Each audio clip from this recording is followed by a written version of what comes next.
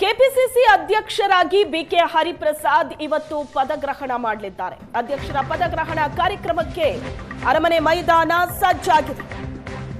ಹರಿಪ್ರಸಾದ್ಗೆ ಅಧಿಕಾರವನ್ನ CM DK Shivakumar ಹಸ್ತಾಂತರಿಸಲಿದ್ದಾರೆ. AICC ಅಧ್ಯಕ್ಷ ಮಲ್ಲಿಕಾರ್ಜುನ್ ಖರ್ಗೆ, ವೇಣುಗೋಪಾಲ್, ರಾಜ್ಯ ಉಸ್ತುವಾರಿ ರಣದೀಪ್ ಸಿಂಗ್ ಸುರ್ಜೇವಾಲಾ, ಸಿಎಂ ಡಿಕೆ ಶಿವಕುಮಾರ್, ಮಾಜಿ ಸಿಎಂ ಸಿದ್ದರಾಮಯ್ಯ ಸೇರಿದಂತೆ ಸಚಿವರು, ಶಾಸಕರು ಕಾರ್ಯಕ್ರಮದಲ್ಲಿ ಭಾಗಿಯಾಗಲಿದ್ದಾರೆ. ಕಾರ್ಯಕ್ರಮದಲ್ಲಿ 1 ಲಕ್ಷಕ್ಕೂ ಹೆಚ್ಚು ಜನ ಭಾಗಿಯಾಗೋ ಸಾಧ್ಯತೆ ಇದೆ. ಸುಮಾರು 300 ಜನ ಗಣ್ಯರಿಗೆ ವೇದಿಕೆ ಮೇಲೆ ಕೂರೋದಕ್ಕೆ ವ್ಯವಸ್ಥೆ ಆಗಿದೆ. 4000 ಬ್ಲಾಕ್ ಕಾಂಗ್ರೆಸ್ ಪ್ರತಿನಿಧಿಗಳಿಗೆ ವಿಶೇಷ ಆಸನ ವ್ಯವಸ್ಥೆ ಆಗಿದೆ. ದೃಶ್ಯದಲ್ಲಿ ನೋಡ್ತಾ ಇದ್ದೀವಿ. ಅರಮನೆ ಮೈದಾನದಲ್ಲಿ ನಡೀತಾ ಇರುವಂತಹ ಕಾರ್ಯಕ್ರಮ. ಕೆಪಿಸಿಸಿ ಅಧ್ಯಕ್ಷರಾಗಿ ಇವತ್ತು ಹರಿಪ್ರಸಾದ್ ಪದಗ್ರಹಣ ಮಾಡಲಿದ್ದಾರೆ. ಪದಗ್ರಹಣ ಕಾರ್ಯಕ್ರಮದ ದೃಶ್ಯಗಳನ್ನ ನೋಡ್ತಾ ಇದ್ದೀರಿ.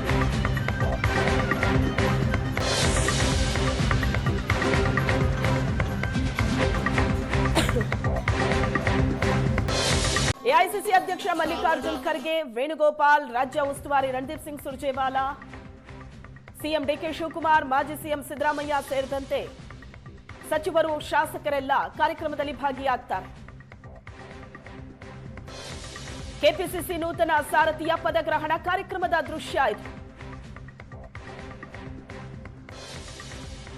ಹರಿಪ್ರಸಾದ್ ಅವರಿಗೆ ಅಧಿಕಾರವನ್ನ ಹಸ್ತಾಂತರ ಮಾಡಲಿದ್ದಾರೆ ಸಿಎಂ ಡಿಕೆ ಶಿವಕುಮಾರ್. 2020ರಿಂದ ಕೆಪಿಸಿಸಿ ಅಧ್ಯಕ್ಷ ಗಾದಿಯನ್ನ ಈಗ ಮುಖ್ಯಮಂತ್ರಿ ಸ್ಥಾನದಲ್ಲಿರುವಂತಹ ಡಿಕೆ ಶಿವಕುಮಾರ್ ಅವರು ಆ ಜವಾಬ್ದಾರಿಯನ್ನ ನಿರ್ವಹಿಸಿಕೊಂಡು ಬಂದಿದ್ರು. ಮುಖ್ಯಮಂತ್ರಿಯಾಗಿ ಪದಗ್ರಹಣ ಮಾಡ್ತಾ ಇದ್ದಂತೆ ಕೆಪಿಸಿಸಿ ಅಧ್ಯಕ್ಷ ಸ್ಥಾನಕ್ಕೆ ರಾಜೀನಾಮೆ ಕೊಟ್ಟರು.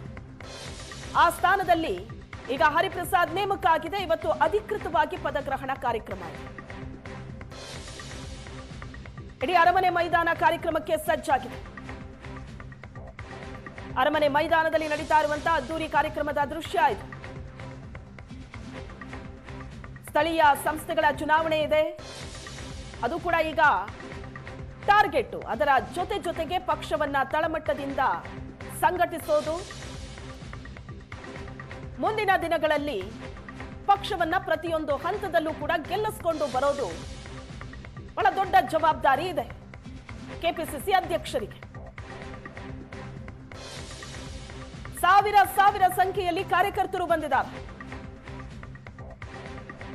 ಕಾಂಗ್ರೆಸ್ನ ಘಟಾನುಘಟಿ ನಾಯಕರು ಭಾಗಿಯಾಗ್ತಾರೆ ಕೆಪಿಸಿಸಿ ಅಧ್ಯಕ್ಷರ ಪದಗ್ರಹಣ ಕಾರ್ಯಕ್ರಮದಲ್ಲಿ. ಅದ್ದೂರಿಯಾದ ಕಾರ್ಯಕ್ರಮ ಅರಮನೆ ಮೈದಾನದಲ್ಲಿ ನಡೀತಾ ಇದೆ.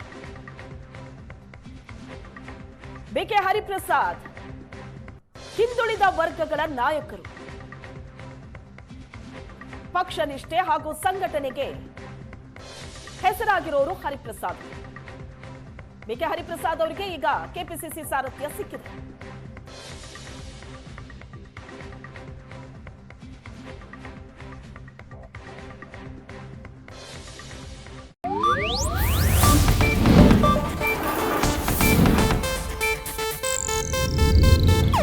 ಇದು ಏಷ್ಯಾನೆಟ್ ನ್ಯೂಸ್ ನೆಟ್ವರ್ಕ್ ಪ್ರಸ್ತುತಿ.